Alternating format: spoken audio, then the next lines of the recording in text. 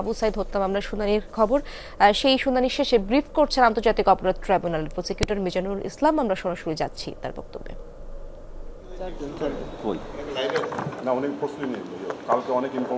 ওখানকার 4 জন, আর এখানকার 3 জন।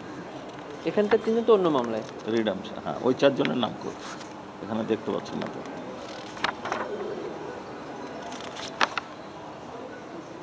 এইটা কই, ওই যে অ্যাপ্লিকেশনটা, এই মাইনুল আরেকটা কাগজ ছিল, ওটা দাও। যে অর্ডার শিটটা দাও, আবু সাইদের অর্ডার শিটটা দাও। প্যালেস্টাইনের সাথে ট্রাইব্যুনালের জন্য বিশেষ দোয়া করা হয়েছে, জন্য আগে হ্যাঁ দাও। আধা ঘন্টা করে করে এগোচ্ছি কিন্তু এগোচ্ছে। জি জি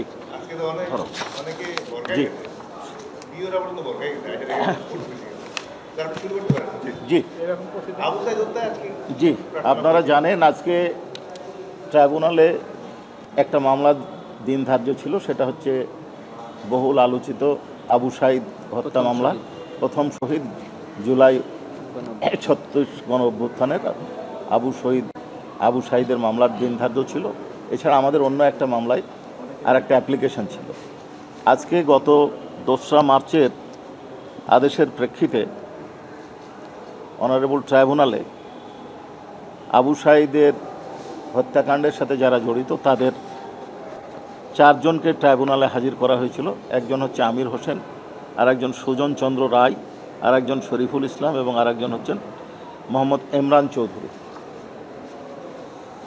এবং ট্রাইব্যুনাল সন্তুষ্ট চিত্তে তাদেরকে এই মামলায় গ্রেপ্তার দেখিয়ে জেল হাজতে প্রেরণ করেছে।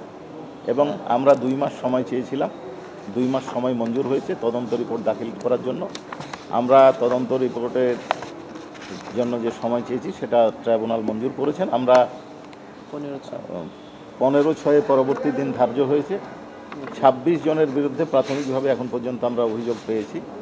আমাদের তদন্ত প্রায় শেষ পর্যায়ে। আশা করছি আমরা পরবর্তী ধার্য তারিখে রিপোর্টটা দাখিল করতে পারব। আর একটা অ্যাপ্লিকেশন ছিল, সেটা হচ্ছে এই জঙ্গি নাটক সাজানোর যে ঘটনা ঢাকায় ঘটেছে, বিভিন্ন দেশে ঘটেছে, সেই মামলায় গ্রেপ্তারকৃত আসামি AKM শহীদুল হক, সাবেক IGP, মোহাম্মদ আসাদুজ্জামান মিয়া, সাবেক DMP কমিশনার, এবং জসিমউদ্দিন, সাবেক DC মিরপুর, এদেরকে আমরা ইন্টারোগেশনের জন্য আবেদন করেছিলাম।